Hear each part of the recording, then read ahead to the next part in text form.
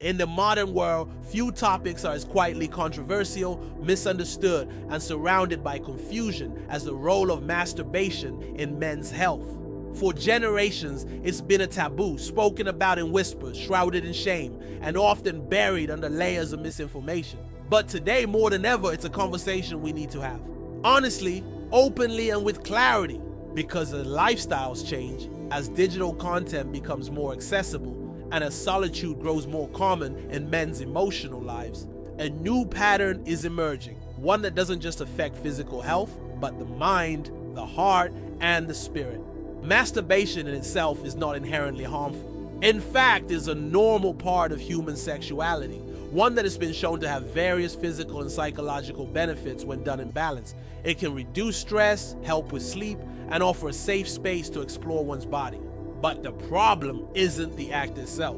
The problem is how it's being used and how often. Because for many men today, masturbation is no longer just a moment of relief. It's become a coping mechanism, an emotional escape, and in some cases, a daily dependency that subtly drains the very essence of their energy, focus, and drive. What used to be an occasional private experience has for some turned into a compulsive habit, shaped not by physical desire but by boredom, anxiety, loneliness, or routine. And when a behavior that was once linked to connection and release turns into a ritual of numbness, something inside begins to shift. At first, it's hard to notice. Maybe your motivation starts to slip. Maybe your attraction to real-life intimacy fades a little. Maybe your ability to concentrate, take risks, or connect deeply with others begins to dull. You might not even trace these changes back to the habit, but over time, the pattern becomes clear. Too much stimulation with too little meaning leads to an erosion of vitality. This is the part no one tells you about. That your sexual energy, your drive, is not isolated from the rest of your life. It's connected to your focus, your confidence, your creativity, and even your ambition. It's a form of life force. And when you release that energy too frequently, especially without purpose or presence, you gradually lose access to those higher states of being. You feel slower, less inspired, less grounded in yourself. It's like leaking power drop by drop without even realizing the reservoir is running low. Technology has only made this more complicated. With the constant availability of explicit content, streaming endlessly, algorithmically tailored, always just a click away, it is easier than ever to fall into patterns that seem harmless on the surface but leave deep marks over time. What starts as casual turns into habit. What starts as stress relief becomes a reflex.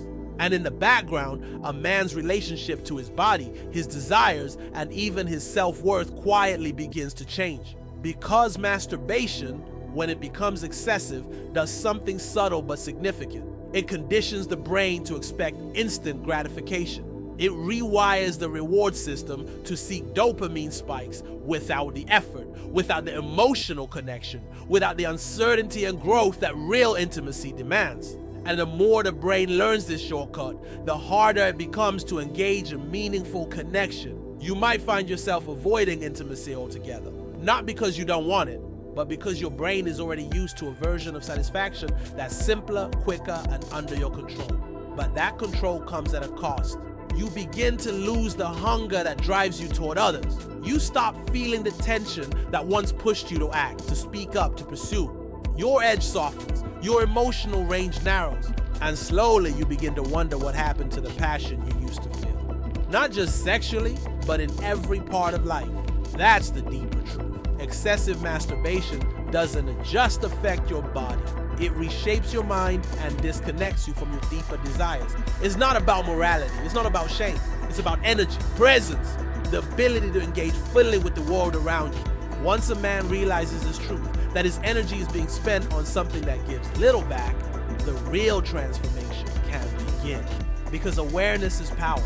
It's the first step to reclaiming what's been gradually slipping away. Your focus, your drive, your ability to connect with real people in real life.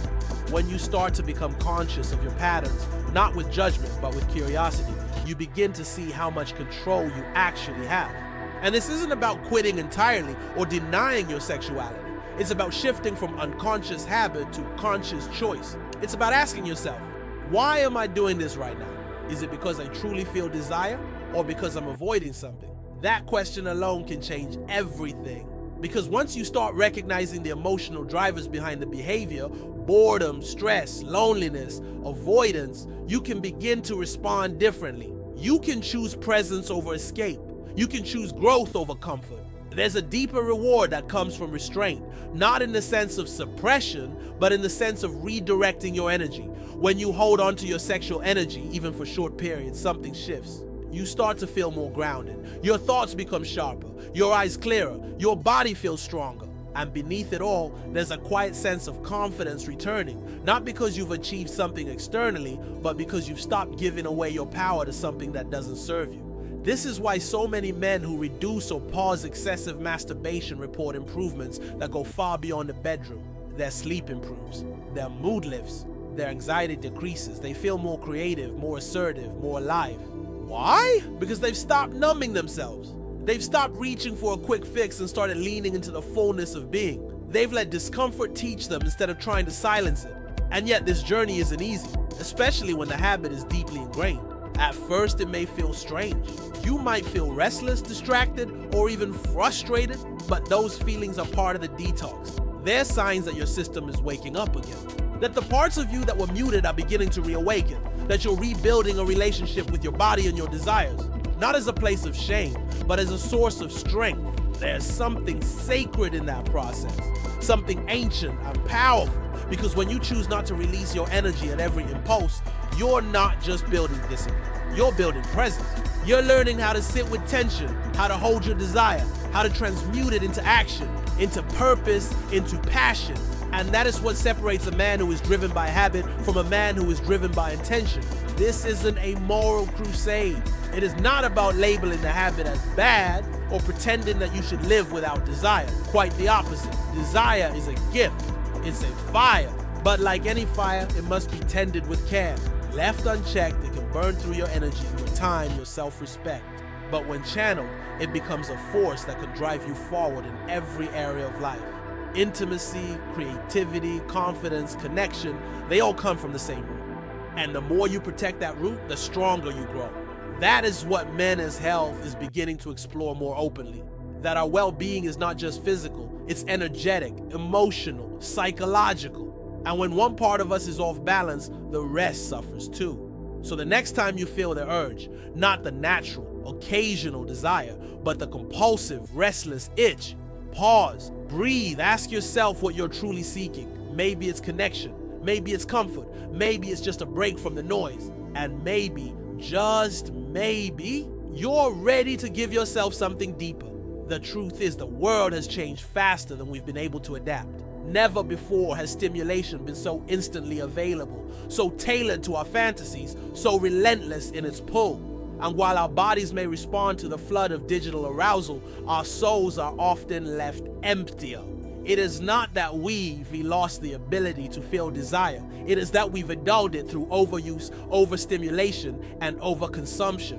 We've forgotten what it means to let desire build, to let it simmer, to feel it as something that draws us into life rather than something that isolates us from it. When you begin to reclaim that part of yourself, you'll notice the difference. You'll start to feel more present in your own body.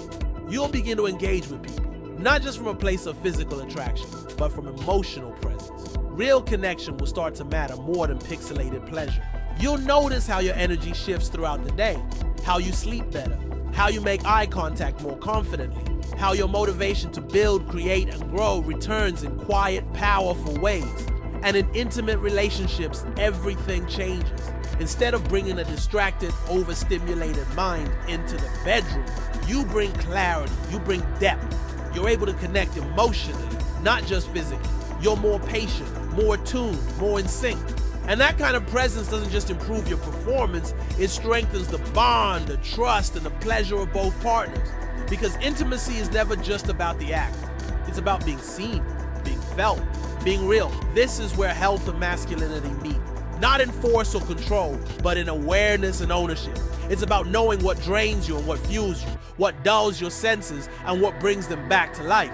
And more than anything, it's about living from a place of integrity, with your body, your mind, and your energy aligned. You are not broken for feeling desire.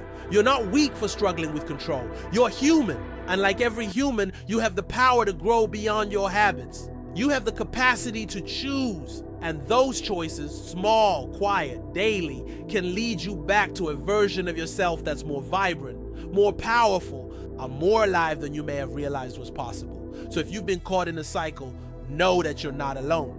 Millions of men are silently facing the same struggle. But silence doesn't have to be your story.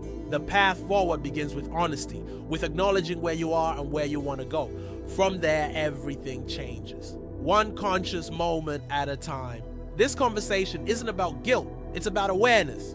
And from that awareness, a man can rebuild his health, not just physically, but emotionally and spiritually. Because the true strength of a man isn't in how often he suppresses his desire, but in how wisely he channels it. When you no longer live at the mercy of every impulse, you create space. Space for discipline, for depth, for purpose. You make room for the kind of life that's not ruled by distractions, but driven by meaning. And in that space, you rediscover the man you were always meant to be. Not addicted, not ashamed, but alive.